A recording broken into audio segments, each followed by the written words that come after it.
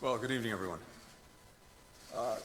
2 weeks after my last trip here with President Biden, we're back in Brussels as part of this administration's ongoing and urgent efforts with allies and partners to counter the Russian government's war of aggression in Ukraine and to stand up for the principles necessary to maintaining international peace and security. Together, we are sustaining and building on our support for Ukraine. Security, humanitarian, economic. Together, we're sustaining and building on pressure on the Kremlin and its enablers, including with unprecedented sanctions. Together, we're bolstering the defense of NATO itself, including by hardening our eastern flank. Just over the past 48 hours, I've had an opportunity to meet with my NATO counterparts. For the first time ever, foreign ministers from the United States Indo-Pacific allies, Australia, Japan, New Zealand, the Republic of Korea, participated as a group in a NATO ministerial. Ministers from Georgia, from Finland, from Sweden, and Ukraine also took part, as did the European Union's High Representative for Foreign Affairs and Security Policy, Josep Borrell. In addition, I met with my counterparts from the G7, the world's leading democratic economies. The participation of all of these allies and partners highlights the remarkably broad coalition of countries from around the world that are united in standing with Ukraine and against the Russian government's aggression. Countries that recognize Moscow isn't just attacking one country, but the entire international rules-based order. The sickening images and accounts coming out of Bucha and other parts of Ukraine have only strengthened our collective resolve and unity. In Bucha, a woman described how Russian soldiers forced her and around 40 other people to gather in a small square. The soldiers brought 5 young men there and ordered them to kneel. Then, a Russian soldier shot one of them in the back of the head. He turned to the people gathered and said of the victim, and I quote, "This is dirt. We're here to cleanse you from the dirt." That's just one person Russian soldiers killed in Bucha. According to Ukraine's Prosecutor General, they've already found 410 bodies of dead civilians in that one town alone. And it's not just Bucha. In Mudugin, the body of the 50-year-old mayor, Ola Suhenko, was found in a shallow grave, along with her hands bound, alongside the bodies of her husband and son. They were last seen alive, being taken away by Russian soldiers. In Kharkiv, a woman was sheltering in a school with her 5-year-old daughter and neighbors when a Russian soldier picked her out and forced her to accompany him to an empty classroom. He cut her face and neck with a knife, threatened to kill her, and raped her repeatedly at gunpoint. With each day, more and more credible reports of rape, killings, torture are emerging. And for every Bucha, there are many more towns Russia has occupied and more towns it is still occupying, places where we must assume Russian soldiers are committing more atrocities right now. Here's what we're doing together with our allies and partners to stop this aggression, to stand with Ukraine, and hold accountable those who are responsible. First, we continue to work in close coordination with allies and partners to raise the costs on the Russian government for its aggression. Yesterday, we announced new sanctions on Russia's largest financial institution and one of its largest private banks, on 21 members of Russia's National Security Council, on the adult children of President Putin. President Biden also signed an executive order prohibiting new investment in Russia by any person in the United States. The European Union is also actively considering robust new measures, including bans on Russian coal, on Russian vessels accessing EU ports, on transactions with 4 key financial institutions. Second, the United States continues to work at an unprecedented pace to help Ukraine defend itself. Last Friday, the Department of Defense announced $300 million in new security assistance. On Tuesday, I authorized an additional $100 million to meet Ukraine's urgent needs for more Javelin anti-armor systems. This will bring total U.S. security assistance to Ukraine since the beginning of Russia's invasion in February to over $1.7 billion and over $2.4 billion since January of last year. More than 30 countries have joined us in delivering security assistance to Ukraine, aid that our Ukrainian partners are putting to very effective use, as we see in the Kremlin's retreat from Kyiv and other Ukrainian cities and towns. Today, I met again with my colleague and friend Dmytro Kuleba, Ukraine's foreign minister, to discuss how we can continue to provide Ukraine's courageous defenders with what they need to keep pushing Russia back. Third, we continue to provide significant aid to address the acute humanitarian crisis caused by the Kremlin's war. More than a quarter of Ukraine's population, over 11 million people, have been displaced. That's roughly equal to displacing the entire population of Belgium, the country we're in now, in the space of 6 weeks. President Biden announced that the U.S. government is prepared to provide more than $1 billion in new humanitarian assistance to those affected by Russia's war of aggression. That comes on top of $293 million we provided in 2022 alone to vulnerable communities in the region, including to neighboring countries that have opened their arms and opened their homes to 4 million Ukrainian refugees. The global harm caused by the Kremlin's aggression is growing, including the disruption it's caused to the production and distribution of wheat in Ukraine, on which so many countries rely, something that I heard about and saw firsthand just a week ago when we were in, among other places, Morocco and Algeria. In Africa, where a quarter of the population is now facing a food security crisis, Russia's war of choice has raised the costs of basic staples, worsening the hardship that people were already feeling. So at the G7, we discussed in some detail ways that we can mitigate the war's impact on the most vulnerable people around the world. Fourth, the United States continues to work methodically to collect, to preserve, to analyze evidence of atrocities, and to make this information available to the appropriate bodies. We're supporting a multinational team of experts that's assisting a war crimes unit set up by Ukraine's Prosecutor General with a view toward eventually pursuing criminal accountability. These efforts will also ensure that Russia cannot escape the verdict of history. Just moments ago, as I was coming into this room, I learned that UN member states had come together once again to condemn Russia's aggression and suspend it from the Human Rights Council. A country that's perpetrating gross and systematic violations of human rights should not sit on a body whose job it is to protect those rights. Today, a wrong was righted.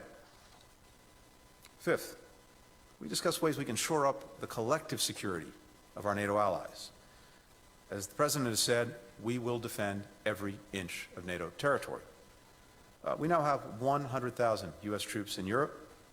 NATO's established 4 new multinational battle groups in Romania, in Hungary, Bulgaria, Slovakia, in addition to those already in Poland, Estonia, Latvia, and Lithuania, to reinforce our eastern flank.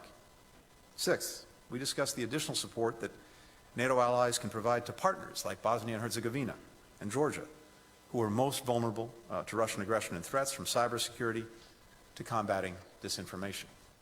Finally, we discussed at length a new NATO strategic concept. This is the public blueprint for how the alliance will continue to safeguard transatlantic security in what is a rapidly changing landscape. We'll release that document at the NATO summit in Madrid in June. President Putin thought, among other things, that he would weaken and divide NATO. This strategic concept will make clear that NATO is in fact stronger, it's more united, it's more capable of addressing 21st century threats. And I can say unequivocally, from my discussions with many colleagues here in recent days, colleagues from around the globe, the revulsion at what the Russian government is doing is palpable. There's a greater determination than ever to stand with Ukraine, to shore up and revitalize the international order that Moscow is trying to upend, to bring to bear even greater costs on the Russian government, to ensure that people are held accountable for their crimes. Thank you. We'll now turn to questions. We will start with Vivian Salama from the Wall Street Journal. Thank you, Mr. Secretary. Two questions, if you'll indulge me. UK Foreign Minister Liz Truss said today that allies have agreed to help Ukrainian forces move from their Soviet-era equipment to NATO standard equipment on a bilateral basis. She used very specific language there. And so is the U.S. going to match that pledge? And if so, can you tell me a little bit about the timeline, when you plan on doing that? Second question is, Ukraine's Foreign Minister Kuleba said today that as long as the West continues buying Russian gas or oil, it is supporting the Russian war machine. That's a direct quote. Are you pressing Europeans to commit to a timeline, a more aggressive timeline, for banning Russian oil and gas? Thank you. Thanks. So on the first question, first, as you know, and as I said, we have been individually as the United States and collectively as partners, more than 30 countries, providing to Ukraine the weapons and systems that we believe it can use most effectively and that it needs to push back against Russian aggression. And we're not going to let anything stand in the way of getting Ukrainians what they need and what we believe can be effective. So we're looking across the board right now, not only at what we've provided and continue to provide, but whether there are additional systems that would make a difference and that we could provide them. And we're doing that in close consultation with the Ukrainians as well as with allies and partners. On the energy situation, so we've seen over many years a dependence build up in Europe on Russian gas, especially, as well as on Russian oil. And I think what I'm hearing very clearly is a commitment to end that dependence. We've seen again and again Russia use energy as a weapon, as political leverage, and of course the proceeds that it gets from the sale of its energy is now, yes, helping to fuel its aggression against Ukraine. And my strong sense is that Europeans are very much committed, as I said, to ending that dependence. But it's also not like flipping a light switch. You have to do it methodically. You have to put in place the necessary alternatives. The United States is doing a great deal to help in that regard. As you know, for this winter alone, we've worked to make sure that there were sufficient supplies, for example, of LNG, to compensate for any losses from decreased sales of Russian energy or a cutoff in Russian energy. Going forward, you heard President Biden talk about this a couple of weeks ago when he was here. We're committed to increasing the supply of LNG.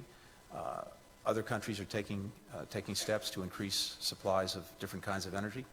And as I said, Europeans seem committed to moving forward on this. I think it also tells us how imperative it is that we accelerate the transition to renewables.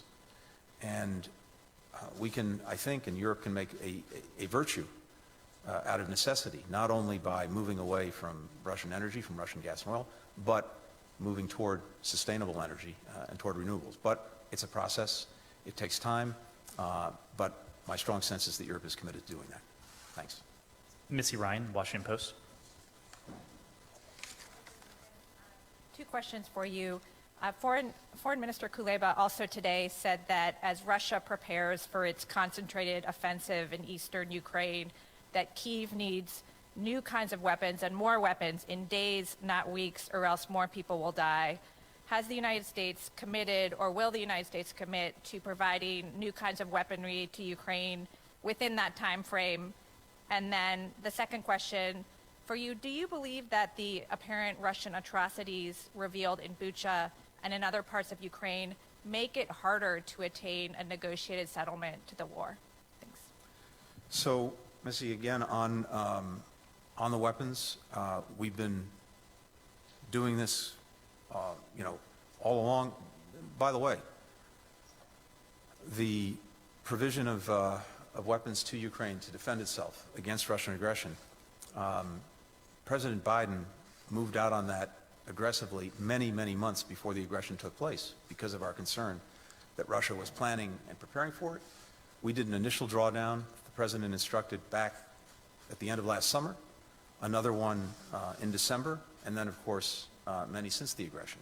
So one of the reasons that Ukrainians have been able to be so effective in pushing back this Russian aggression, Of course, it starts with their extraordinary courage, but it's also because they already had in hand the weapons necessary to do that. And then, since the aggression, we have repeatedly and continuously, along with many allies and partners, supplied them with the most effective systems that we believe they need to deal with the armored vehicles, to deal with the tanks, to deal with the planes, to deal with the helicopters. But as I just said, we are looking at day in, day out, what we believe they most need, to include new systems that have not heretofore been provided.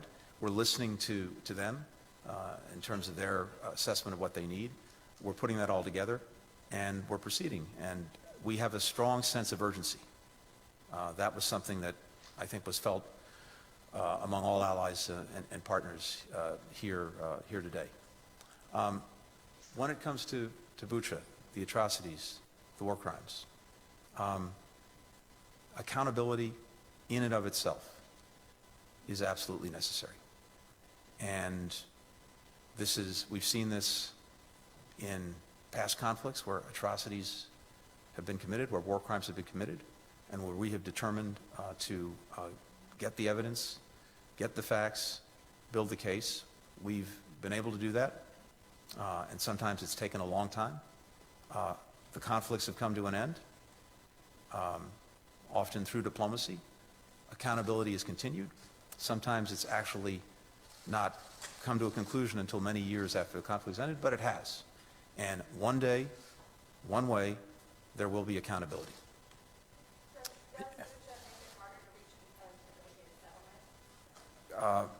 The Russians will have to decide if they want to meaningfully engage in diplomacy and in negotiations. The Ukrainians have made clear that repeatedly that they're prepared to do that, but they've heard nothing from the Russians suggesting that they're serious about it. I don't think, in a sense, Bucha has anything to do with that. It has everything to do with what President Putin's calculus is, what he decides.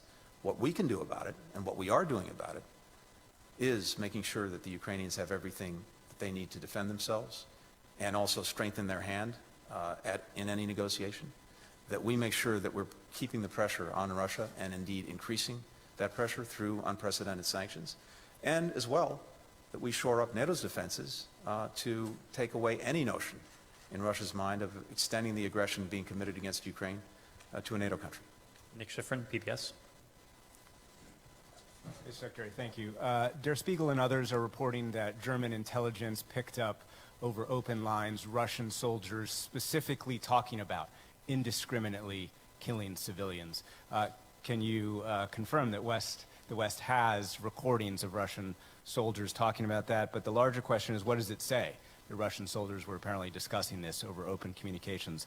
And one on diplomacy. In the lead up to the war, Foreign Minister Sergei Lavrov either lied to you or didn't know what he was talking about.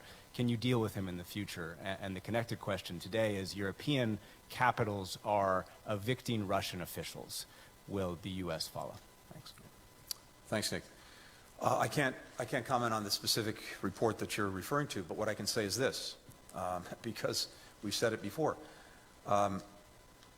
We said before Russia committed this aggression that if it did, part of its campaign plan was to inflict atrocities, was to target individuals, was to commit the kinds of crimes that we're now seeing, to terrorize civilian populations. And so this, as we saw it, was part of the game plan all along. Now, horrifically, the world is seeing it as we see what happens in Bucha. And I've described it as there's a strange thing going on in the sense that, look, our TV screens have been filled for the last 42, 43 days with images coming out of Ukraine. Thanks to incredibly courageous Ukrainians who are filming things on their smartphones, and incredibly courageous reporters who stayed in Ukraine and are trying to bring this to the world. And yet, sometimes this constant flow of images almost normalizes and trivializes things to the point that people kind of see it as something that's in the background and don't respond to it. But then, something so stark, so outrageous emerges, like Bucha, that it hits people. And again, to me, it's like we've seen as the Ukrainians have pushed back this Russian tide, we see with the tide receding what's left behind, and that is horrific death and destruction. With regard to diplomacy, look, there are diplomats from various countries that one deals with in the course of doing your job who occasionally have, or more than occasionally have, an adversarial relationship with the truth. That's part of the job. And the Russian officials, will the U.S. follow European rules? We are always looking at this, and we'll continue to do so. We'll take a final question from Terry Schultz.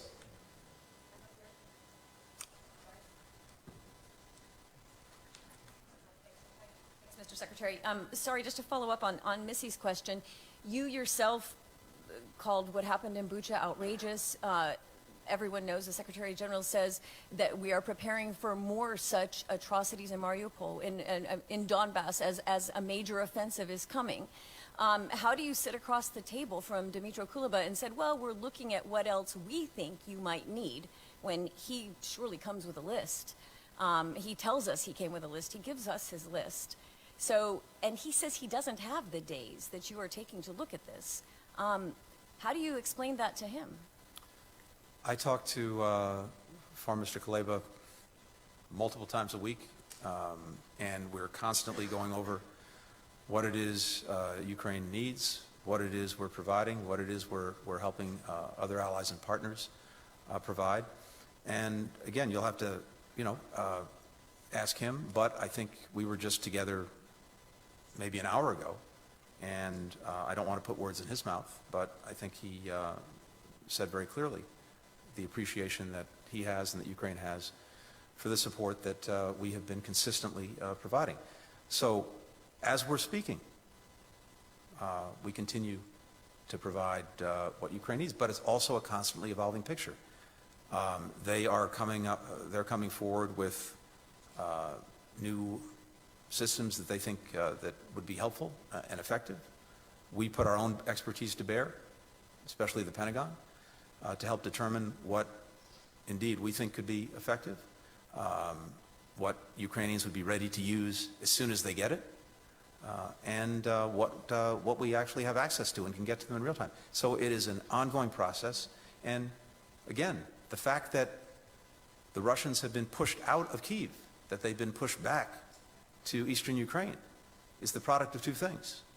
First, as I said, the extraordinary courage of Ukrainians, but second, the fact that they've had in hand, including from before the aggression started, the tools necessary to help achieve that. Thank you, Mr. Thanks. Secretary.